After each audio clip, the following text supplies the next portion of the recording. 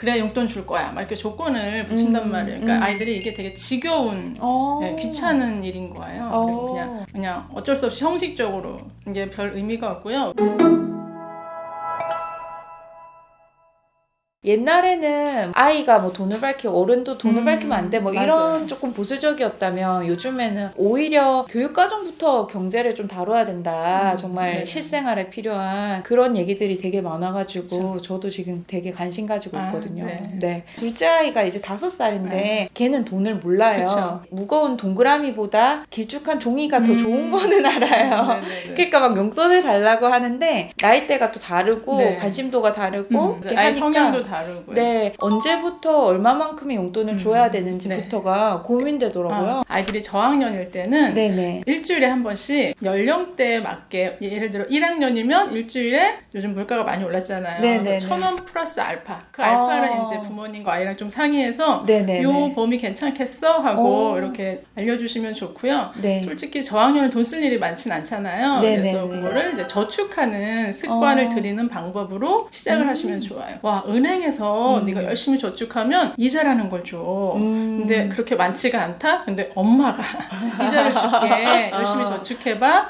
하고 이렇게 좀 즐겁게 할 수 있도록 해주시면 좋을 것 같아요. 아, 이자는 생각을 못했네요. 네. 그래서 이자의 개념까지 조금 설명을 해주시면 좋은데 제가 초, 중, 고 학교에 다 가서 수업을 하는데요. 부모님이 어렸을 때는 굉장히 관심 있고 그 연령대에 맞게 눈높이에 맞게 은행에 저축을 하면 이자라는 걸 줘. 아우 너 저축 잘한다. 그런 식으로 말을 했더니 중학생이 되고 고등학생이 돼도 이자를 은행에서 왜 주는지에 대해서는 그 연령대에 맞는 깊이가 없는 거예요. 조금 더 크면은 은행에서 왜 이자를 주냐면 이런 것도 좀 설명해 주시면 더 좋을 것 같아요. 투자의 개념이랑 이렇게 그쵸, 확장해가지고 네네, 확장해서. 제가 왜 이 경제관념이 아이들에게 중요하다고 생각을 했냐면 누군가가 얘기를 하는데 요즘에는 이 현금 거래가 거의 맞아요. 없잖아요. 그래서 카드로 뭐 마트 갔다가 뭐 10만 원이 나오든 20만 원이 나오든 카드로 이렇게 딱 끓는 건 아이들이 보니까 그 카드만 있으면 뭔가 모든 것을 살 수 있는 마법 카드 있냐. 그쵸. 경제 오류를 인지하는 경우도 있다 하더라고요. 맞아요. 그래서 진짜 이거 경제관념을 잘 지켜서 알려주는 게 중요하다고 네네. 생각하는데 집에서 어떻게 해야 아이들에게 경제관념을 그래서 이제 어릴 때는 우리 요즘 은행 안 가고 현금 없지만 그래도 아이를 이렇게 경제 교육이라기보다는 놀이로 생각하게 해서 현금을 좀 찾아 놓으셔서 돈의 크기를 좀 알려주시고 500원짜리 2개랑 1,000원짜리랑 같아 뭐 이렇게 좀 즐겁게 재밌게 놀이로 시작해 주시면 좋을 것 같아요.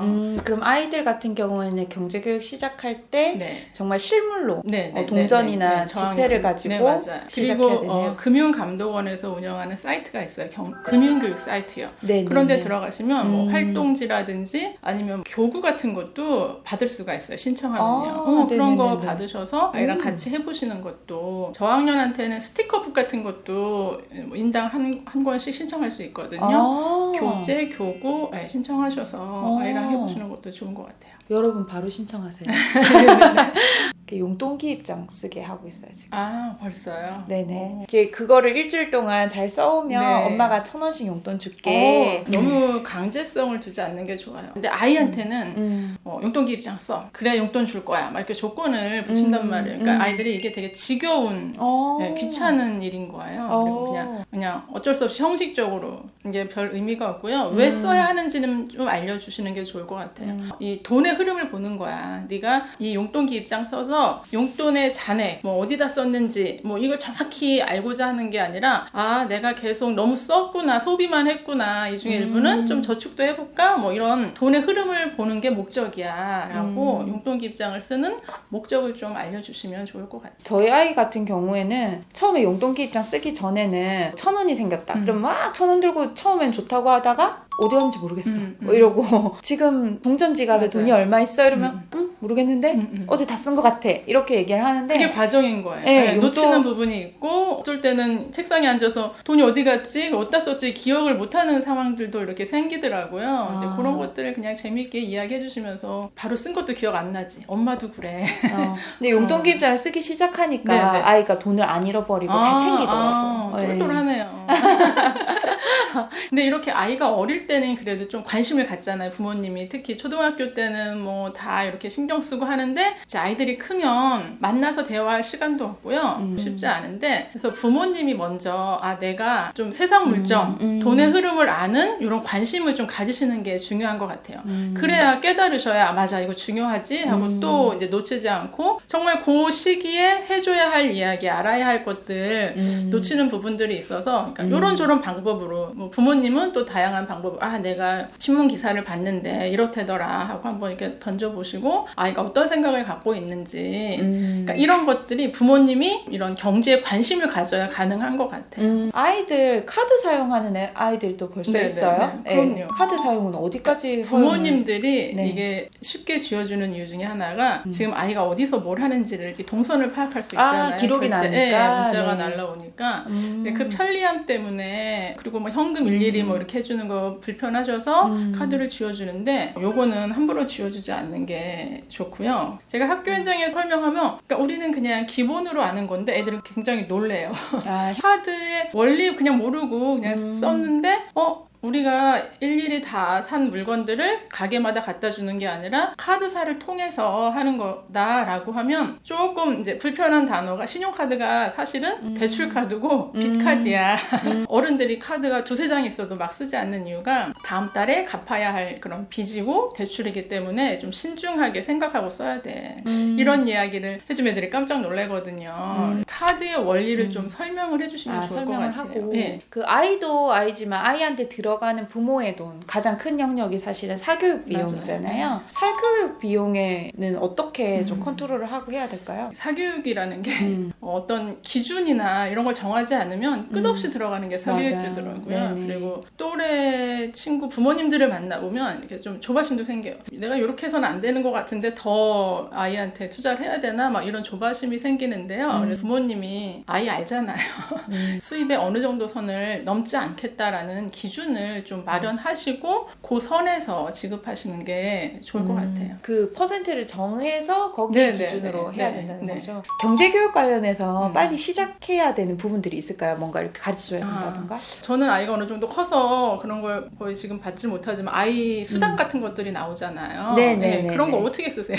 그냥 생활비에 흡수되는 것 같아요. 맞아요. 그렇게 되죠. 이제 그런 돈들은 우리가 부모님들은 다 계좌 이체 같은 게 가능하시잖아요. 그래서 아이 통장을 일찍 만들어 주셔서 거기에다가 아이 관련된 수당이나 이런 것들은 이체를 해서 넣어주시는데 보내실 때 이건 뭐고 이런 것들을 좀 기록을 하시면 좋을 것 같아요. 그리고 뭐 아이들 어렸을 때 어른들이 주는 그런 돈들도 거기에 또 다 넣어주시고 그런데 그 다음이 중요한 게요. 아이들이 그러면 이 통장 내 이름으로 된 통장 내 돈이네. 그래서 되게 안 쓰고 막 아까워요. 부모들은 써도 되고 아이들은 안 써도 된다고 생각을 하는데 요거를 좀 쓰게끔 만드셔야 돼요.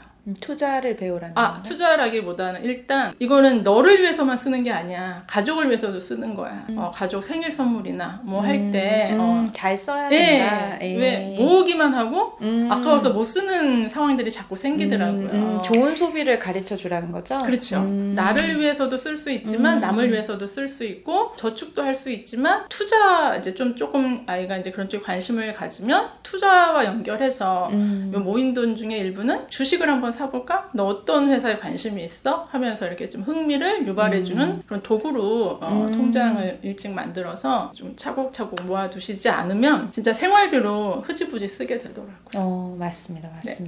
이제는 용돈도 이렇게 주식 몇 주, 작은 거 이렇게 해주는 부모님들도 되게 많으시더라고요. 기본 이상은 하고 좀 행복하고 고생 안 하고 살길 바라는 마음에 너무 세팅을 막 다 해놓으시잖아요. 그러지 않았으면 좋겠어요.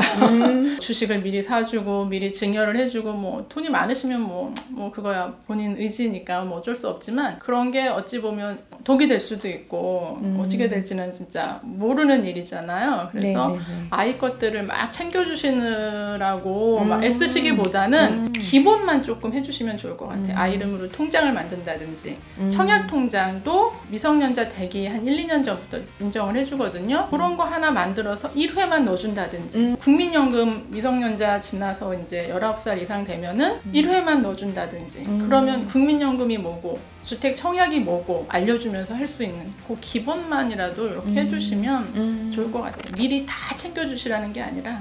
작가님 말씀 들으니까 이제 아이들에게 경제교육도 정말 반드시 필요한 한 부분이니까 엄마가 지혜롭게 잘 알려주고 네.